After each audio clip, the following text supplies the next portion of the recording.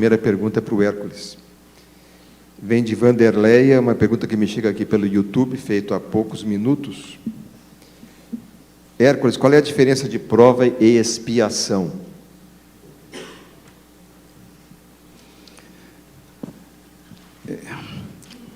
Os espíritos amigos nos esclarecem que todas as nossas experiências num mundo como o nosso são, antes de tudo, provas.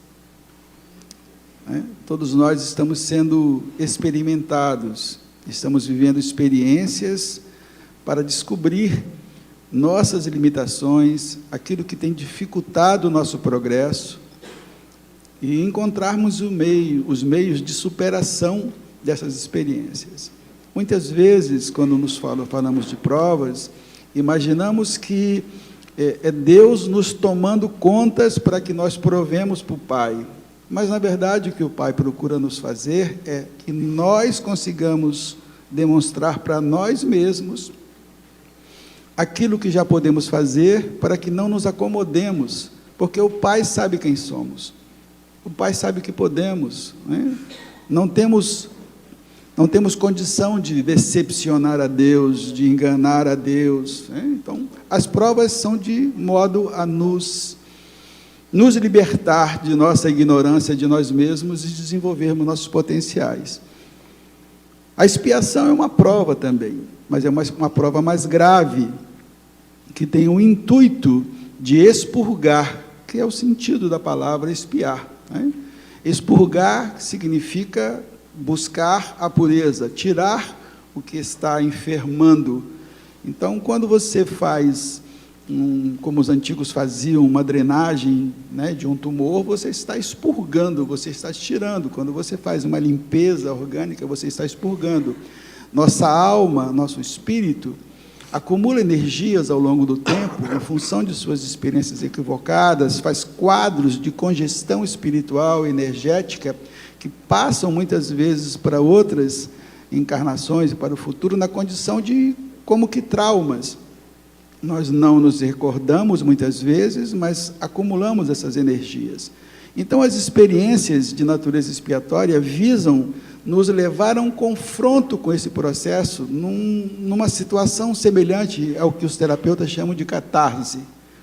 Vivemos uma grande catarse. A dor tem essa função de nos fazer botar para fora os conteúdos recalcados, não enfrentados, não superados. Então, a expiação é sempre um processo de resgate, é sempre um processo, mas não é um resgate no sentido de um pagamento de uma dívida, muito embora seja também. É, antes de tudo, um processo de cura. Por isso é que o Evangelho nos diz que a dor é uma bênção que Deus envia aos seus eleitos, aqueles que Ele entende que estão prontos para viver a experiência. É por isso que nem todos sofrem do mesmo jeito, nem todos enfrentam as dificuldades do mesmo jeito, porque o Pai dá a cada um a carga e a oportunidade de acordo com a sua possibilidade. É a ideia que está dentro do conceito de que Deus não dá frio maior do que o cobertor, ou não dá cruz mais pesada do que se pode carregar. Então, a preocupação não deve ser se eu estou espiando ou estou em prova. A pergunta sempre deve ser: o que o Pai acredita, vê em mim como possibilidade de aprendizado e de crescimento com a experiência que me ocorre? Uma prova pode ser apenas uma prova, né? Mas eu posso lhe dar um contexto, uma conotação tão sofrida que ela vai parecer uma expiação. Emmanuel esclarece, para encerrar, há uma passagem, eu não me recordo aqui agora do Evangelho, infelizmente, onde ele diz assim, que os espíritos que são como terráqueos, os mais jovens, eles não estão em expiação. Em expiação estão aqueles jamais experimentados, mas conscientes do processo e que cometeram o erro sem poder ter em sua defesa a ignorância.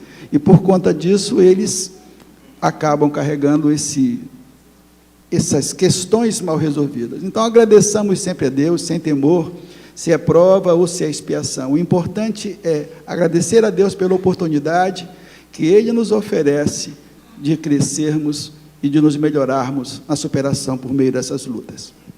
Obrigado, Hércules. Divaldo, como diferenciar as habilidades mediúnicas, ver, ouvir os espíritos, dos sintomas de uma doença mental, alucinação, delírio? Inicialmente, eu desejo agradecer aos irmãos, espíritas ou não, que me envolveram em preces nessas 2 últimas semanas em que eu estive adoentado. Eu estou retornando do hospital agora, onde me internei espontaneamente na segunda-feira, para fazer uma análise e uma diagnose daquilo que me atormentava já faz 2 anos. Enquanto nós vivemos com as opiniões alheias, o espírita tem compromisso com a ciência, porque o espiritismo é uma ciência que explica quem somos, de onde vemos, para onde vamos, qual a razão da nossa vida na Terra. Tem um caráter religioso, porque a sua base é a crença em Deus e a seguir a imortalidade da alma, os atos morais do Evangelho. Então é a sua feição religiosa. E, por fim, tem a feição filosófica, que é aquela que nos explica por que, de repente, a sociedade se encontra em um desvario desta natureza. O ritmo da vida seguia mais ou menos bem. De repente, veio a pandemia. E a passo de mágica, mais de 6 milhões de pessoas foram vencidas por um vírus que era totalmente desconhecido da ciência e até hoje, porque a pandemia, agora com caráter de epidemia, continua. Ninguém se engane, ainda não ficamos livres do Covid. Essa doutrina mórbida vai fazer parte do calendário das doenças da humanidade, semelhante à AIDS e a outras doenças que se apresentam como pandêmicas e se transformam em doenças periódicas.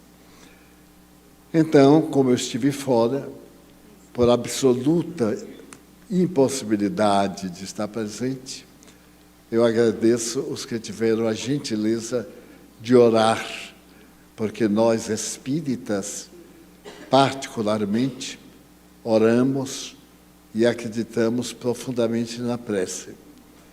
Mas o que caracteriza o fenômeno espírita é o chamado mediunidade. Esse 6º sentido que todas as pessoas possuímos. Qualquer um de nós tem 5 sentidos objetivos. E a partir de Allan Kardec, em 1857, quando ele lançou o Livro dos Espíritos, descobriu-se que uma anormalidade dentro da patologia não era exatamente uma doença mental. Era uma porta que se abria para completar as nossas faculdades orgânicas. Então, hoje, nós temos 6 faculdades que nos falam a respeito da nossa existência. Os 5 sentidos tradicionais e aquele sentido que está em nosso corpo e faz parte da nossa vida psíquica. Como diferenciar um fenômeno físico de natureza mediúnica de um fenômeno físico de natureza espiritual. Eu vou contar a minha experiência. Desde muito cedo que eu apresentei a faculdade mediúnica. Muito católico. Em nossa casa não se falava noutra religião, senão na religião oficial. Mas, a partir dos 4 anos, isso se incorporou como sendo uma faculdade a mais. E eu fiquei como uma pessoa especial. Como nós hoje dizemos, é uma pessoa especial. É uma pessoa portadora de um sexto sentido. Cresci, adaptei-me. A princípio, eu acreditava que era uma esquizofrenia, porque eu via que já havia morrido, escutava, recebia mensagens. A diferença, no meu caso, é que alguém me dizia, eu me chamo fulano de tal, morri em tal data, sou da cidade tal, minha família existe, escreva e mande notícia. Eu fazia tudo isso e vinha depois a confirmação. Comecei a participar de umas experiências em Feira de Santana, no auditório de pessoas que eu não conhecia, como 90% dos presentes eu não conheço, alguns apenas de vista. A pessoa levantava e perguntava se eu estava vendo alguém. Normalmente eu via. E esse alguém dava o nome, a data da morte, o nome do padrinho, da madrinha, coisas exóticas que ninguém pode palpitar. E a pessoa se via na condição de confirmar, porque era um trato. Se fosse mentira, dizer é mentira. Mas se fosse verdade, tinha que dizer é verdade. Porque as pessoas somos curiosas. Temos uma atitude de público e outra atitude em particular. Às vezes, por timidez, para agradar, nós dizemos uma coisa. E depois desdizemos. E fica muito confuso. Então, a nossa proposta é, a pessoa tem que dizer se é verdade ou se é mentira. Muito simples. O Espírito dizia, por exemplo, eu me lembro que morri na rua tal, número tanto. Então, a pessoa que estava presente dizia, realmente, ainda moro nessa mesma casa. Eu me chamo fulano, tenho como parente Beltrano. Quando eu cheguei aqui, eu encontrei fulano Beltrano. Com o tempo, quando eu conheci o Espiritismo, porque para mim isso era uma espécie de divertimento, uma coisa interessante, anormal. Mas eu precisava de trabalhar. E fui trabalhar como funcionário público de um instituto de previdência. E nesse instituto, eu atendia previdência social, viúvos, funcionários em aposentadoria, etc. E era o atendente do balcão. Era o tipo do paradoxo.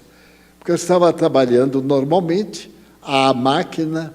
Quando alguém me chamava de Valdo, eu levantava a vista, via a pessoa no balcão, levantava para ir atender e ficava conversando. Então, meu chefe, que era muito rigoroso, levantava e perguntava, o que é que está fazendo? E eu ficava admirado de ele não estar vendo. Então, eu estou atendendo o cliente. Mas qual cliente? Fulano de tal. Eu estava no setor de apólice de vida. Então, mas, Divaldo, isto é uma loucura. Você foi se meter com o espiritismo, aí eis o que deu. O visitante me dizia, meu nome é tal, eu tenho uma apólice de seguro aqui, número tal. Ele ia ao arquivo, cuja chave ele é que tinha, e lá estava a apólice. Ele ficava aturdido, e eu muito pior, porque eu dizia assim, isso é coisa de louco. Quem já viu a gente ver morto? Nesse ínterim, a coisa se tornou muito séria. E eu estava para perder o emprego, porque meus colegas, inclusive, brincavam, zombavam. Eu não dava importância, eu nunca dei. Mas, de alguma forma, era desagradável. Eu planejei e pedi demissão. Mas eu estava com 20 anos. Queria fazer minha carreira, queria trabalhar. Era do interior.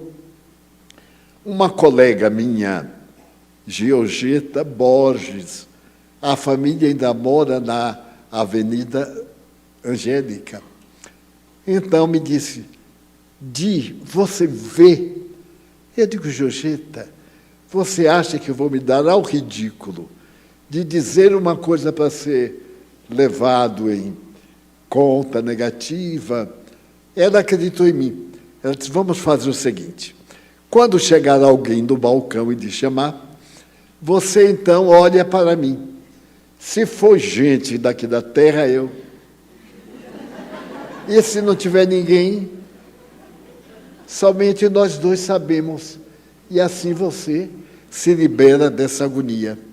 Mas foi uma beleza, porque nunca mais eu tive atrito com o meu chefe. Chegava alguém franco, eu olhava para ela, aí eu ia todo feliz, porque era um cliente. Mas chegava às vezes assim, Darwin, e eu olhava para ela e dizia, pronto, é a alma do outro mundo. Por fim, a situação ficou complicada, porque um dia ela faltou. E eu fiquei sem meus olhos e meu ouvido. De repente chegou um senhor e me chamou nominalmente. Divaldo, eu levantei, olhei para um lado, olhei para o outro, estava no ar. E o senhor tirou do bolso uma apólice total e disse, eu venho aqui mudar a beneficiária, porque minha mulher morreu. E eu me casei com outra e quero transferir o meu benefício para minha mulher. Quando o meu chefe me viu conversando no balcão, que não tinha ninguém, ele veio como uma fera e disse, olha, é a última vez que eu lhe chamo a atenção. Você é um psicopata, e eu não vou aqui com um funcionário psicopata. Nós éramos 30, era uma sala de muito movimento. Com quem é que você está falando? Eu fiquei com tanta raiva dele, que se eu pudesse eu matava só de ternura. Então, eu disse, é um senhor chamado fulano de tal. Ele disse, pergunte qual é o número da apólice. Todas as apólices eram iniciadas em 120 mil. Eu dei o número. Ele foi ao fichário, com a chave, abriu, encontrou o processo, tirou a cópia, porque o processo ficava aqui, ia para a matriz do Rio de Janeiro, e o cliente tinha a apólice. Ele ficou pálido, porque havia uma cópia, e achou que era uma farsa. Ele disse, como é que você conseguiu essa farsa?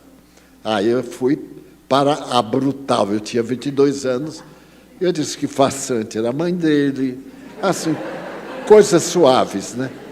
Conversamos, e ele disse, mas não é possível, tem que ter uma explicação.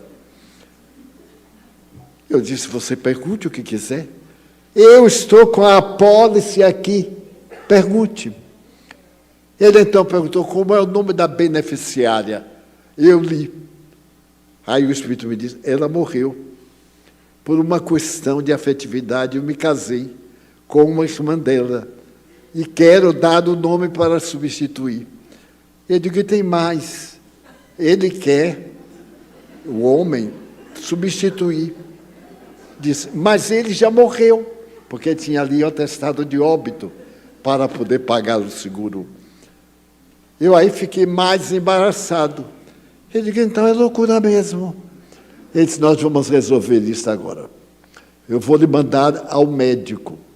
Naquele tempo, 1948, a psiquiatria não era tão divulgada e era muito ironizada. E Salvador tinha pouquíssimos psiquiatras. Havia um médico na Rua Chile, num edifício de 7 andares, que ficou na minha memória para sempre, chamado Dr. Sóstenes. Ele fez um bilhete para que o Dr. Sóstenes me fizesse alguma pesquisa, me mandasse o Juliano Moreira e faria um tratamento, porque ele gostava de mim. Bom, eu aí fui. Subi os 7 andares, porque eu dei tanta sorte que o elevador estava quebrado. Subi os 7 andares, entreguei o papel, que eu não sabia o que tinha escrito. O doutor Sóstenes sorriu e me perguntou: qual é o seu problema? Eu disse: eu não tenho problema nenhum, só que eu vejo os mortos. Ele disse: os que já morreram. Eu pensei que ele estava falando sério. Eu digo: sim, senhor. Você está vendo algum morto aqui? Eu digo: estou, sim, senhor. Quem é? Ele está dizendo que é seu pai. E como é o nome dele? Fulano de tal. Ele disse assim: aonde você andou pesquisando a história da minha vida? Eu disse: eu nunca vi o senhor, nem o senhor nunca me viu. Agora, se é mentira, é dele, porque eu não tenho o hábito de mentir. Então o Espírito sorriu para mim e disse assim: vamos brigar com ele. Eu aí adorei, né? Porque eu tinha que descarregar em alguém. Pois bem, ele fez umas perguntas sobre a mãe, porque o casal era separado, e perguntou ao Espírito assim: por onde anda a mamãe? Pela resposta do Espírito, eu vi que eles eram muito unidos. Sua mãe anda pela vida que sempre escolheu. Eu acho isso uma resposta tão delicada, né, para um casal. Ele disse: ainda continua com ódio dela? Ele disse: mais do que nunca. Ando perturbando-a na rua tal, número tanto, aonde ela mora com o irmão. O médico ficou assustado e disse: olha, eu nunca vi isso. Eu vou levar você ao doutor fulano de tal, uma eminente autoridade psiquiátrica que ainda existe, porque eu nunca vi isso. Mas antes, deite aqui sobre esta mesa, tire o sapato, que eu vou fazer um exame. Eu, ingenuamente, tirei o sapato, deitei na mesa e fiquei aguardando. Há um espírito amigo meu que me diz coisas de que eu necessito, porque todo mundo tem guia, eu também tenho, coitado, sou filho de Deus. E então esse espírito chegou e disse assim: baiano, dá no pé que ele vai te aplicar um eletrochoque. A tua cabeça já não é boa sem o eletrochoque, depois disso tu vai ver. Eu então disse: um eletrochoque é. Ele foi buscar o aparelho. Meus amigos, eu saltei da mesa, peguei o sapato, desci aqueles 7 andares como um relâmpago. Quando eu me vi na Rua Chile, sem eletrochoque, eu respirei. Nem peguei o elevador da Seda, desci uma ladeira que tem ao lado da atual prefeitura. Quando eu cheguei, o meu chefe me perguntou: tudo bem? Eu disse: ótimo. O que é que o médico disse? Que nunca viu nada igual. E em que ficou? Ficou ele lá sem saber o que era e fiquei eu com a minha visão. Portanto, dá ideia. Mais tarde ele se tornou espírita e veio ser médico aqui em nossa casa. Então, o fenômeno paranormal, porque não é uma coisa comum, ela é especial, periódica, não é como esta mesa, é algo que tem instantes, que pode ser chamado, que vem ou não vem, porque quando eu desencarnar, se certas pessoas me chamarem, eu não vou de jeito nenhum. E tem outros que eu irei sem ninguém me chamar.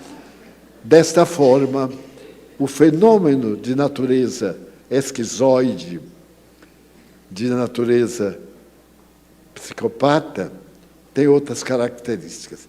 A pessoa é desajustada. O que tem mediunidade pode ter espíritos perturbadores periódicos, mas ele tem sua personalidade. O médium é uma pessoa, tem sua personalidade e tem uma faculdade a mais. É como alguém que estudou medicina e também que estudou odontologia. Ele cresceu nas possibilidades que ele tinha de executar o plano dele.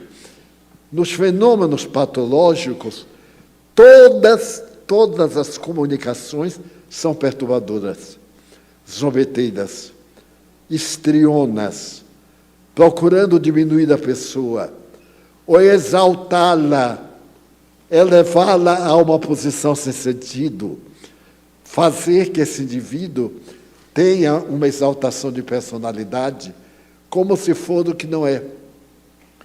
Então, a sutileza está nisso.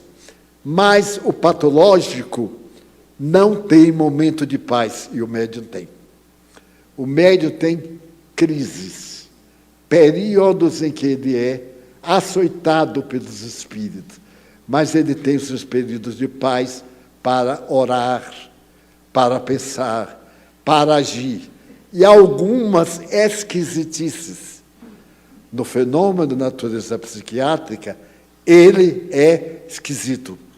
Tem manias, tem ideias fixas e, principalmente, monoideias. Alguém está zombando de mim, eu estou esperando tal coisa, um tipo de ansiedade que agora é patológica, normal. 90% das pessoas aqui estão sofrendo de ansiedade. Ai, meu Deus, tomara que já chegue amanhã. Não sei o que será de mim quando acontecer tal coisa. Não sabe, nem vai saber e nem vai acontecer. Portanto, a diferença é de natureza estética, porque na comunicação os espíritos bons dizem coisas boas, acalentam, confortam, luarizam.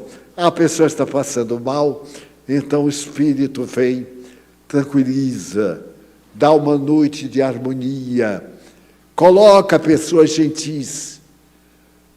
Por outro lado, coloca pessoas perversas para poder ir atrás, destruindo a tranquilidade da pessoa. Porque há espíritos bons e há espíritos maus. Daí é fácil, com um pouco de observação. E, ao mesmo tempo, é difícil, porque parecem muito os sintomas. Mas como saber? Frequentando as sessões mediúnicas, frequentando o espiritismo, lendo o que é mediunidade, como é que essa mediunidade manifesta. O espiritismo não é uma coisa que adivinha, eu estou brigado com minha esposa e então venho aqui para dar um jeito na briga. Não. Isso são problemas existenciais. O espírito guia, como um bom mestre, um bom médico, um bom conselheiro pode dar um conselho, mas não vai resolver, porque está dentro das nossas dívidas, nossos méritos ou deméritos.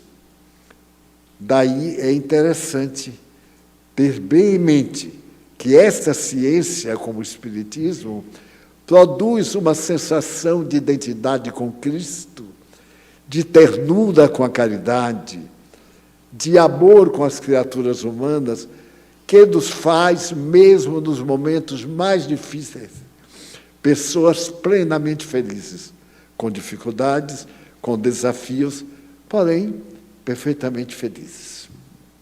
Obrigado. Eu rendi um pouco, porque o tema precisava. Mas foi bom, muito bom.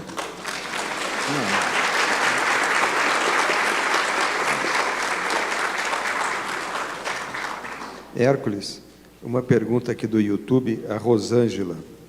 Um espírito que está no umbral pode reencarnar saindo direto de lá ou precisa antes passar por algum hospital espiritual?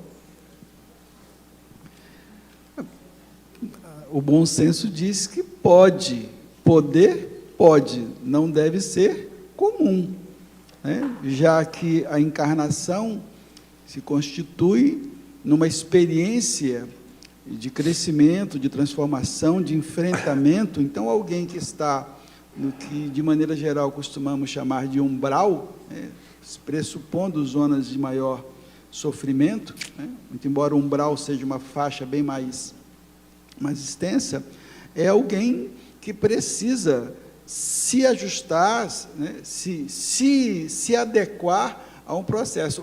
Hoje mesmo eu li uma mensagem, uma fala do Chico que eu achei ótima, onde ele diz o que a gente já sabe. Ele diz assim: eu vim para cá como estava lá, e vou para lá como estou aqui. Ou seja, não há ruptura. Se você está num estado, digamos, de sofrimento, de perturbação, se você está prisioneiro de zonas infelizes, não conseguiu por si só fazer um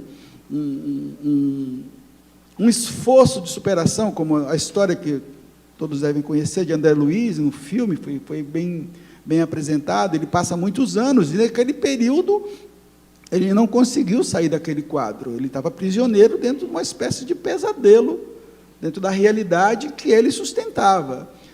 Então, apesar dos esforços de auxiliá-lo, ele não conseguia ser auxiliado.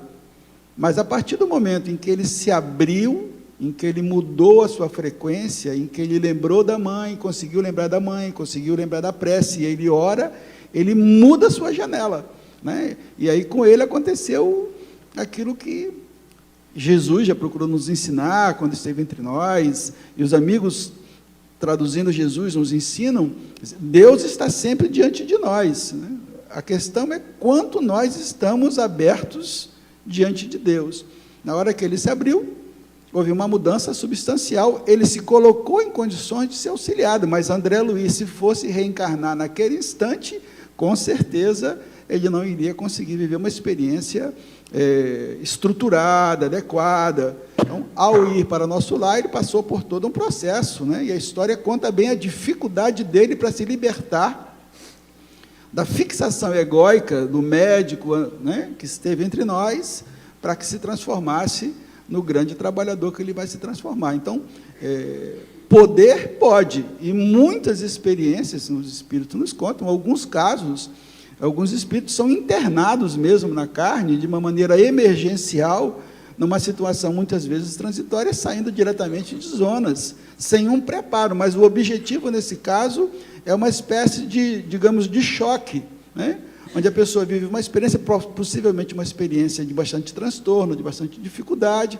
às vezes de pouca duração, mas, no geral, dado o preparo, dada a necessidade de aproveitarmos bem a encarnação, sim, as pessoas que estão num quadro de sofrimento, elas serão levadas, serão preparadas, alguns por muito tempo, alguns ficam, às vezes, décadas, se preparando. É preciso ter toda uma conjuntura. Se eu vou precisar de uma mãe muito dedicada para me educar, para me corrigir, eu preciso primeiro que ela esteja nascida. Então, eu preciso que todo um processo aconteça para que a minha encarnação se viabilize de uma maneira satisfatória. Então, é de se esperar que as pessoas que estejam no estado de sofrimento, de perturbação, nas chamadas zonas umbralinas, como eu quero entender que a pergunta sugere, de que essas pessoas, que esses espíritos sejam, obviamente, resgatados, preparados, para que haja a maior probabilidade de sucesso na sua experiência encarnatória. Muito obrigado, Hércules. Nós faremos agora um pequeno intervalo e retornaremos com perguntas e respostas, porque muitas perguntas interessantes poderão ser respondidas pelo Divaldo e pelo Hércules. Então, agora um pequeno intervalo. Então, vamos reiniciar o nosso conversando sobre o Espiritismo. Eu queria, antes de mais nada, também fazer a apresentação aqui do nosso convidado, o Hércules, que eu não havia feito no começo. O Hércules, além de atuar como coordenador da área de mediunidade e como palestrante espírita, é economista e auditor da Receita Federal. Aposentado, Hércules França Romano, atualmente trabalhador e vice-presidente do Centro Espírita Bezerra de Menezes e também da Federação Espírita de Rondônia, ambos na cidade de Porto Velho, capital do estado. Então, vamos a uma pergunta aqui para Divaldo. Divaldo, como o espírito fica quando é constatada a morte cerebral? o mesmo continua no corpo? O mesmo continua encarnado, mas dentro do corpo, isso não é possível. A morte cerebral é a ausência, para quem não sabe, é a ausência do oxigênio nos tecidos do cérebro. E então essa ausência de oxigênio impede que o cérebro funcione e se dá a morte normal. Normalmente com a parada cardíaca, com derrame e qualquer coisa relacionada ao coração. O espírito é tomado de um grande choque e fica aturdido como uma pessoa dentro de um invólucro que não consegue sair dele. E por isso mesmo, nós, os espíritas, temos muito cuidado com os transplantes, porque alguns órgãos, como o coração, é necessário que haja vida no órgão para poder transportá-lo. E, aparentemente, pela chamada morte cerebral, o cérebro deixou de funcionar, a vida para. Não é exatamente assim. De forma imperceptível, o cérebro continua recebendo oxigenação. Daí o indivíduo pode ficar 10 anos, 20 anos, e voltar ao normal. Recupera. O cérebro se potencializa, e o que era uma morte cerebral é como se fosse um desmaio de longo curso. É necessário que os médiuns tenhamos muito cuidado nessas informações a respeito do caso em Tela e de outros. A internet tem apresentado uma série de comunicações mediúnicas por psicografia, por psicofonia pela boca ou pelo lápis. E eu tenho notado que um desses médiuns se está notabilizando como médium de artista de rádio, de cinema, de televisão. E o que é lamentável, todas as mensagens são dolorosas, que estão no umbral. O umbral não é ali, é dentro de nós. Agora, se eu estou aturdido, ele está aturdido, formamos um grupo umbralino. Umbral é a entrada, é a faixa do que se ignora. Então, quando André Luiz aborda a questão do umbral, ele se refere a uma região onde muitos infelizes estavam reunidos sem saberem que haviam desencarnado. E o indivíduo pode sair, disse ele muito bem, na hora que mudar de ideia, porque nós vivemos num mundo de vibrações. Se a pessoa ora, lembra de sua mãe que já desencarnou, de um ser amigo, muda de faixa, como na televisão, como no rádio, e passa a sincronizar a nova faixa. Então sai daquele lugar sem dar-se conta. Quando nós mudamos o canal da televisão, a televisão não se dá conta. A onda, o canal é que varia, o aparelho continua como estava na sua função. Então, nesse aspecto da morte real e da morte aparente, portanto, da morte cerebral, é necessário que nós, os médiuns, quando consultados, será que ele já morreu? Pessoas que ficam anos. Eu conheço um caso de 18 anos. A pessoa já está deformada pela falta de nutrição, falta do sol, está aquele pedacinho de gente. Mas o espírito está integral, perturbado do instrumento de que ele se utiliza, já não atenda às suas funções. Então, a morte se dará quando toda a paisagem cerebral for turbada, a morte, portanto, desse conjunto do cérebro dá a morte total. Mas a cerebral é aparente, pode ficar como definitiva, e o espírito acompanha como nós acompanharíamos qualquer coisa desagradável em nosso redor. É sempre bom, como diz o Evangelho, orarmos, porque no caso de uma ausência de oxigênio cerebral, nós orando e entrando numa fase dessa, poderemos disputar de um sono demorado, visitar lugares. Há muitos livros narrando pessoas que tiveram a morte aparente, a morte cerebral, mantiveram contato com seus familiares e, ao voltar, lembram-se de tudo isso que aconteceu. Eu tive morte cerebral há muitos anos, no século passado. Eu estava em pé lá no centro e caí, perdi os sentidos. Então eu me vi deitado no divã e me vi separado. Então eu tomei um susto e disse, eu acho que eu morri. Vou fazer um teste. Nilson Pereira, nosso irmão, era o presidente. Eu cheguei e chamei o Nilson. Nilson, ele não atendeu. Eu digo, já morri. Porque eu estava numa dimensão e ele noutra. Me levaram para a sala, fizeram as aplicações.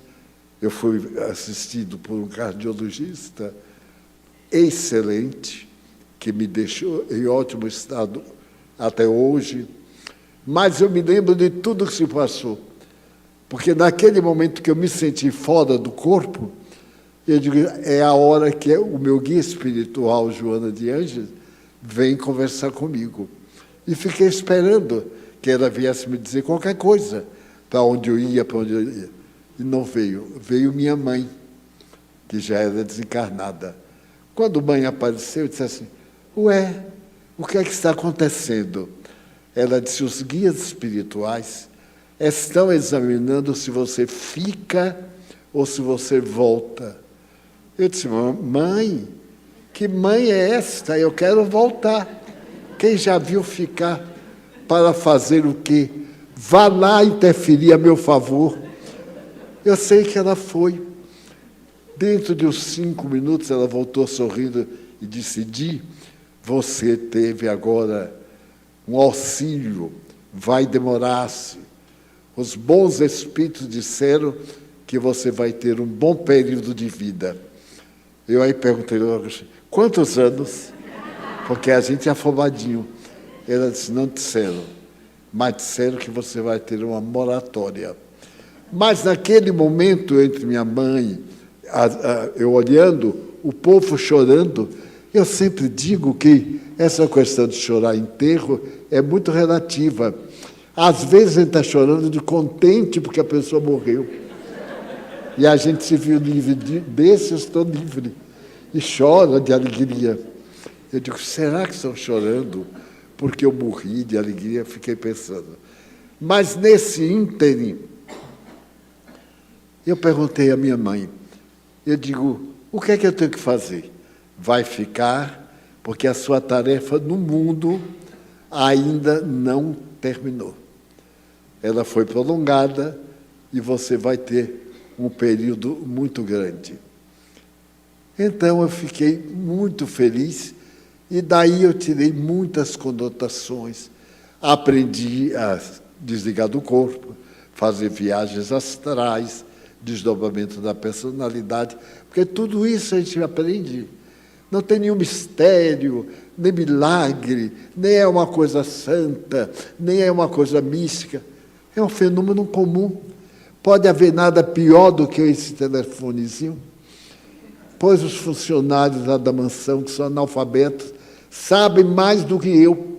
Eu me atrapalho e pergunto ao auxiliar de cozinha, fulana, como é que faz? Espera aí, tio, que eu vou aí. Vai, de olho fechado. E eu, esse analfabetão, a essa idade, não vou aprender mais telefone, nem na outra encarnação. Quem tiver aqui mais de 60, abençoe o telefone, porque não entendeu. Está na hora de começar a esquecer e não aprender coisas novas. Então, é necessário que nós nos preparemos para viver, para a vida. E eu fiquei preocupado lendo essas mensagens, porque todos aqueles que voltaram do além, através desse médium, estão no umbral, passaram em determinado lugar. E eu digo, nossa, mas só porque eram artistas? Notem um preconceito, porque o artista, pelo fato de estar, talvez, em um meio social que não corresponderia aos nossos padrões, é uma pessoa de valores, às vezes faz aquilo por profissão, e nada tem que ver aquilo. Eu nunca me esqueci de uma história que o Espírito me contou, que um homem sofria de depressão, no tempo que chamavam psicose maníaco-depressiva. E ele sofria muito, viajava, e sempre melancólico. Certo dia chegou a Londres, o circo americano Barnum e Bartley, e então havia um palhaço russo que não dizia uma palavra, e o povo se esborrachava de rir. Então, esse doente aproveitou aquele período e foi perguntar ao médico se deveria tomar medicamento ou frequentar o circo para rir. O médico disse, olha, eu, como médico, lhe receitaria determinados produtos, mas o circo é tão notável e o palhaço é tão extraordinário que eu lhe recomendo, hoje vai ter um grande espetáculo. Vá ao espetáculo. Ele entrou, abaixou a vista e começou a chorar. O médico falou, você não pode ir ao espetáculo? Ele disse, não, eu posso, sim, senhor. O que eu estou notando é que eu não vou ficar bom nunca. Mas como nunca? É, doutor, eu sou o palhaço do circo. Quantos de nós temos uma vida palhaço do circo? Quanto artista! Eu tenho lido algumas biografias de artistas que foram deuses da minha época. Alguns tinham problemas psicológicos terríveis, sofriam, viviam os personagens, porque alguns deles haviam sido, em vida anterior, aquele personagem. E quando entrava na faixa, fazia a depressão.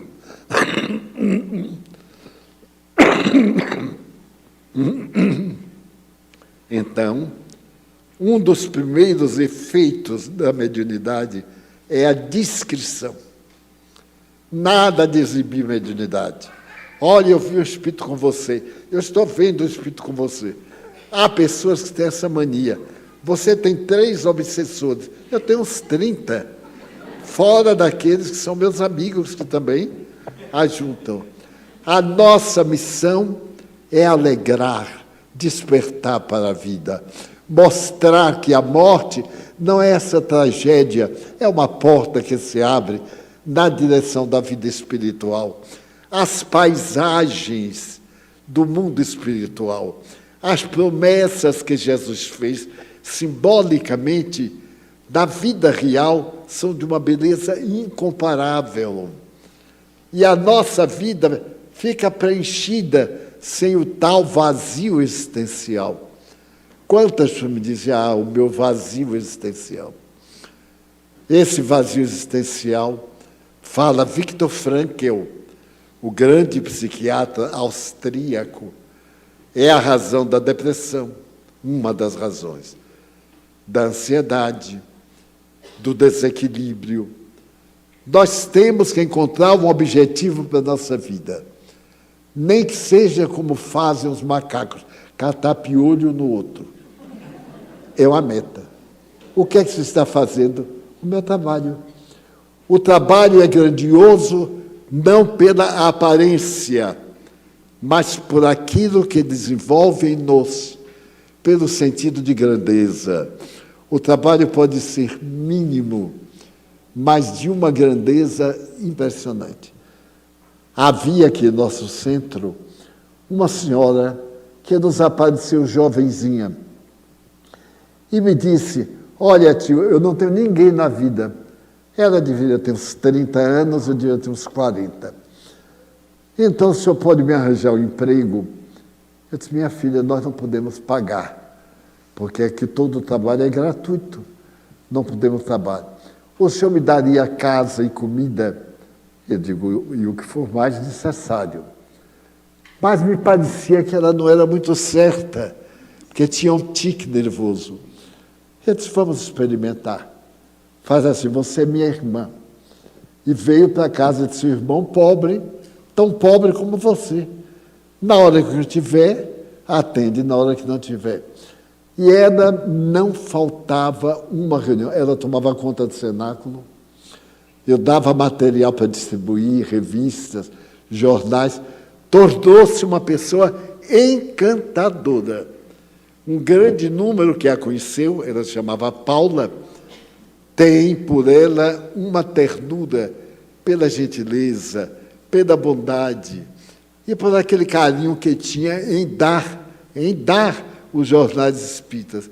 E havia pessoas indelicadas que reagiam, faziam gestos de zombaria. Somos, infelizmente, assim. Eu via, mas não dizia nada.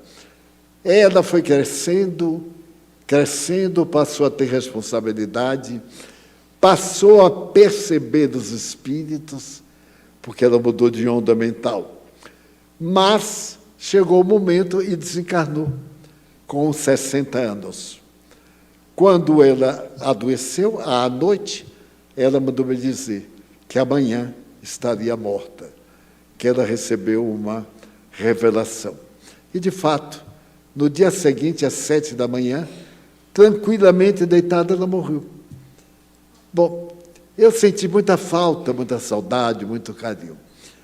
E um dia eu estava na mediúnica, quando entrou um espírito portador de uma beleza, como aquelas rainhas da Escócia, da Espanha, com o traje longo, brilhante, com as joias que a gente usa no mundo, e uma coroa na mão.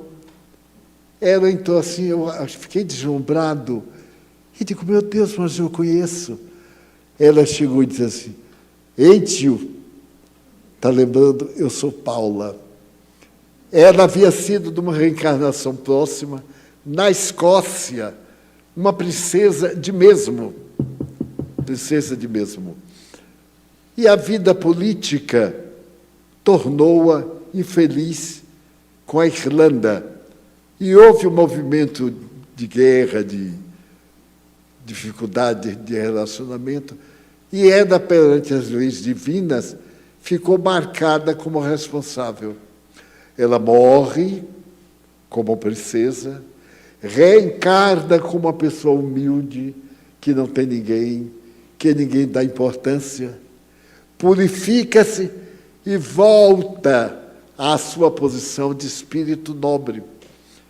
E isto me tem causado uma grande surpresa, porque lá do Chico Xavier, no centro, sempre iam pessoas de mente aturdida, psicopatas, entravam, alguns faziam bulha, e Chico tratava-os com maior amor. E muitos daqueles, aparente socialmente, como pessoas infelizes ou pessoas antipáticas, eram espíritos em prova, resgate, que desenvolveram no passado uma tarefa na qual foram infelizes e vieram nesta para completar e, claro, evolucionar no seu processo de crescimento para Deus. Obrigado, Divaldo. Hércules, você poderia falar um pouquinho sobre ectoplasma?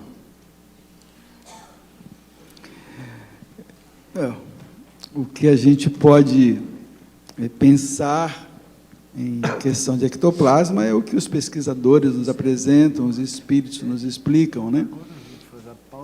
Mas, basicamente, o que temos que levar em consideração é que, quando Kardec, né, os espíritos explicam no Livro dos Médiuns a divisão da mediunidade nos chamados efeitos físicos e nos chamados efeitos inteligentes, ele explica bastante que esses efeitos físicos demandam, necessitam uma energia que somente os encarnados, nós, possuímos. Né? É o perispírito, com o seu magnetismo animalizado, eles falam. Né? E essa condição, que é caracteristicamente apenas nossa, dos encarnados, é que nos coloca na condição de doadores dessa energia, desse fluido, chamado de fluido magnético animalizado, fluido nervoso, e que mais tarde vai ser considerado, vai ser chamado, né, pelos pesquisadores da época, então, de ectoplasma, que é a condição, a faculdade que tem de ser exudada do corpo. Né? Os médiuns que apresentam essa possibilidade exalam, exudam essa energia, esse fluido, de uma maneira mais abundante. A rigor, todos nós, encarnados, temos a faculdade, de alguma forma, de exalar, e muitas vezes fazemos isso sem sequer sabermos que isso está acontecendo. Muitos fenômenos físicos são obtidos quando os espíritos, extraindo, aproveitando essa facilidade que alguns de nós têm, mesmo que não saiba, de combinar essa energia que é de natureza física, né? Que é do campo físico. Os espíritos desencarnados não possuem ectoplasma. Eles têm o seu perispírito, a sua energia, mas não têm essa condição. Eu gosto, no meu esforço de entender a época, quando estudava as obras, de imaginar que o ectoplasma é como uma espécie de cola, né? Um intermediário que possibilita que o perispírito, na sua união com a matéria mais densa, desperte as suas capacidades organogênicas. Nós temos o espírito, o perispírito e o corpo. Nós temos o fluido vital, e esse fluido vital é que, quando nós estamos encarnados, adquire isso, essa característica que nós atribuímos ao ectoplasma. Há pessoas que são capazes de doar isso tanto, que, inclusive, a sua densidade física diminui. Kardec experimentou situações como essa, né? Nós temos Ernesto Bozano fazendo experiência dessa natureza, temos outros que fizeram muito, onde você pesava o espírito e pesava o espírito materializado, né? E pesava o médium, e você percebia que parte do peso que o espírito apresentava materializado havia diminuído no médium. Então, há uma transferência de algo que tem peso, que tem densidade, que é de natureza material. Né? Muito embora houve um trabalho, né, já foi dito já, de que o perispírito tem um peso, conseguiu-se pesar o perispírito, né? Mas a verdade é que, quando você consegue transferir 2, 3 quilos da minha massa para que um espírito se materialize, o que está sendo transferido para ele é isso. E o interessante é que alguns médiuns que doam essa energia de uma maneira tão profusa que o seu corpo vai se, digamos, eu não estou conseguindo encontrar a palavra, vai se ficando mais tênue, a ponto de ficar transparente, a ponto de ficar a nossa percepção invisível. A gente vai ter esse fenômeno muito presente em Ana Prado, nos seus fenômenos físicos de doação no Pará, o grande Peixotinho, que, ao mesmo tempo que exudava uma grande quantidade de ectoplasma, nessa conversão da energia física para que o espírito utilizasse, estava doando dos seus recursos. E eles iam ficando transparentes, iam ficando desmaterializados. É que eu não gosto de usar a palavra desmaterializado, porque pressupõe uma certa desintegração. Na verdade, o que você tem é uma densidade que vai mudando. Então, é uma desmaterialização, mas nesse sentido, né? A densidade vai mudando. Eu até perguntei do Divaldo aqui da última vez, por causa dos fenômenos de transporte, né? Agora, a constituição do ectoplasma é que eu não conheço, não sei se o Divaldo tem, eu até gostaria que se ele tivesse que falasse, o que constitui o ectoplasma na densidade física. Porque ele é muito escorregadio, ele é muito rápido, ele é muito... Você não consegue pegar uma amostra de ectoplasma, estabilizá-la e fazer uma análise. Já se encontrou alguns componentes físicos, glóbulos brancos, né? Ou seja, você percebe nesse elemento, quando se conseguiu analisar rapidamente, alguns componentes físicos. Alguns atribuem a energia que as mitocôndrias produzem, né?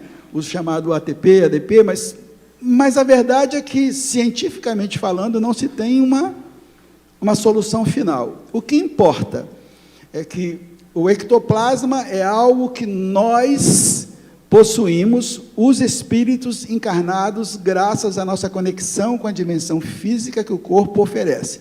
É o que Kardec costumava chamar de fluido magnético animalizado. Quando nós damos um passe, nós estamos, obviamente, passando a nossa energia espiritual, os amigos estão, mas nós estamos passando essa energia mais vital que nos caracteriza. É por isso que, muitas vezes, nós, ao fazermos uma doação fluídica, nossa, que o que Mesmer chamava de magnetização, né? Mesmer era um magnetizador, né? Ele não considerava a existência dos espíritos naquele momento, mas o que ele estava fazendo era uma doação de bioenergia. Então, o passe é isso, só que em doses mais sutis, mais simples, né? Isso é suficiente, muitas vezes, para nos recarregar a bateria e nos fazer ficarmos bem. Então, o ectoplasma é isso, é uma energia, digamos, intermediária entre a dimensão física propriamente dita e a dimensão espiritual. Seria o que eu gosto de imaginar assim, é a cola. Sem o fluido vital, sem o fluido magnético animalizado, sem o que alguns chamam de ectoplasma, a gente não conseguiria viver essa experiência da encarnação. Se eu, por favor, Divaldo, se eu não fui suficientemente explícito, por favor, complete. Eu fico agoniado porque alguns temas eu gostaria de perguntar. Então, eu respondo o que eu já consegui aprender, mas eu sou, antes de tudo, um aprendiz ansioso por ter mais respostas. Espero ter conseguido ser um pouco claro.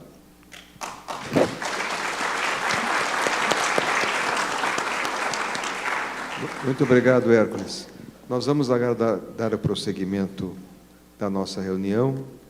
Eu faço os agradecimentos aqui para a Luziane Bahia, que esteve conosco. Ela tem uma programação agora de Evangelho, então ela necessitou se ausentar. A professora Solange, ao Divaldo Franco, ao nosso irmão Hércules Romano, a equipe do Web TV Mansão do Caminho, o Sérgio e o Júnior, ao Bruno, que é o nosso tradutor de Libras. Muito obrigado, Bruno.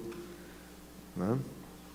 E ao público aqui presente, muito obrigado a todos pela presença, aqueles que nos assistem virtualmente, ao nosso convidado também da noite, Laudelino Riso, que esteve aqui conosco.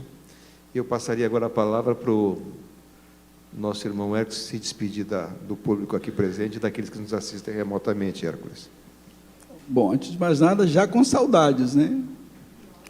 Já com saudades muito grandes. Eu tenho dito isso sempre, mas vou repetir, eu me sinto muito bem aqui. A impressão que eu tenho é que eu estou sempre nessa casa, então me traz muita alegria estar aqui, né? Eu, na medida do possível, faço um movimento que eu possa fazer para estar e viver essa experiência que eu entendo como sendo um encontro, na verdade, como sendo uma comunhão. Então, eu agradeço muito bem, quer dizer, a receptividade, o carinho com que eu sou acolhido, né, tanto dos trabalhadores da casa, quanto da assistência que nos ouve, pela paciência, pela compreensão das limitações que me são próprias. Que Deus nos abençoe mais uma vez e que possamos nos ver num futuro talvez não tão distante. Muito obrigado, Laudes. Laudes não, Hércules. Muito obrigado, Hércules. Vamos passar agora a palavra a Divaldo Franco para o encerramento da nossa reunião, com a aplicação dos passes com os médiuns da casa. O Espiritismo é uma doutrina tão fascinante que abre as portas para desvelar-se. Não tem perguntas irrespondíveis. Algumas nós não sabemos, mas ela não é irrespondível. Os benfeitores têm. No caso do ectoplasma, era muito célebre na Europa, no fim do século passado, e principalmente com os cientistas. Eles ficavam preocupados com essa matéria volátil, que tanto aparecia como desaparecia. Ele falou muito bem de que os médiuns de efeitos físicos gastavam tanta energia de chegar a emagrecer 3 quilos, como é o caso de Dona Ana Prado, em Belém do Pará. Era uma senhora católica. Os espíritos materializavam e eram fotografados ao lado dela. Outras vezes, o espírito materializava, João, e o fotógrafo tirava a foto dela sentada e o espírito. E o corpo estava tão delicado que se via a palhinha da cadeira através do vestido e do corpo. E o assunto foi muito estudado. Mas quando, em 1915, ele passou a ser debatido cientificamente, um dos grandes investigadores, ao terminar o congresso, levou para Paris uma certa quantidade de ectoplasma. Mas o avião que ele viajava teve um acidente e se perdeu. Ele morreu, o ectoplasma desapareceu. É que vale dizer, ainda não é o momento de nós trabalharmos esta substância tão delicada. Chico Xavier me operou a garganta com o espírito materializado com um objeto cortante. Me corrigiu uma problemática que seria um câncer de cordas vocais. E eu levantei e saí dali absolutamente curado. E outros fenômenos são muito comuns no lado do espírito. Quem é que foi católico ou que é? Quem é que não se lembra da baleia e Jonas, do anjo que acompanhava, aquele espírito que acompanhava Moisés na jornada? Eram espíritos materializados, isto é, ectoplasmicamente organizado. Então, é ainda um material que se está estudando sem ter uma solução final. Mas agora, a parte bela do Espiritismo, que é a sua prática, os passes, a transmissão de energia para o nosso bem-estar, aqueles que chegaram indispostos, com problemas de saúde, com preocupações. É o momento de nós recebermos dos guias esse ectoplasma invisível, porque ele pode se apresentar de qualquer forma, pode mover os objetos de uma forma visível ou não. Então, nesse momento, pedimos aos médiuns de efeitos físicos para que tomem os seus lugares, para o nosso passe, o momento de nós nos entregarmos à prática do bem.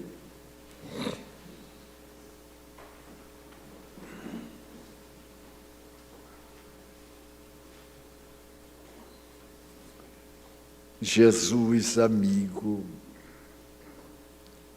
tu disseste que estavas sempre conosco e nós acreditamos na tua presença misericordiosa. Ajuda-nos, especialmente nesta noite, em nosso santuário de preces. Ajuda-nos, através dos espíritos nobres, retirando os fluidos dos médiuns, para estabelecerem a saúde, o bem-estar, a alegria de viver neste momento difícil que todos passamos. Nós te pedimos, portanto, pelos médiuns, por cada um de nós, para que nos dês força, coragem, alento e enfrentarmos os desafios. Por aqueles a quem amamos, que fazem parte do nosso grupo familiar, também nós te suplicamos em favor dos que não gostam de nós, encarnados ou desencarnados, daqueles que estão nos leitos de dor, com enfermidades irrecuperáveis, pelos suicidas, especialmente os que não tiveram coragem de aguardar um pouco e logo seriam ajudados na solução do problema. Pedimos-te pela nossa paz pessoal, pela paz em nosso lar, pela paz em nosso escritório, no trabalho, na sociedade. Pedimos-te pelas nossas autoridades, para que sejam cumpridoras dos deveres. Pedimos, Senhor, pela paz na terra, tantas ameaças, tanta colheita de coisa nenhuma. Pedimos tua sabedoria para podermos colher em tranquilidade. Também te pedimos que abençoes a nossa água, tornando-a medicamento salutar e fazendo que saiamos daqui em paz, em direção aos nossos lares, num clima de ordem e de equilíbrio. Em nome de Deus, de Maria Santíssima, em teu nome, Jesus, e em nome dos Espíritos generosos, permite que encerremos a nossa reunião da noite com votos de paz para todos. Está encerrada a nossa reunião.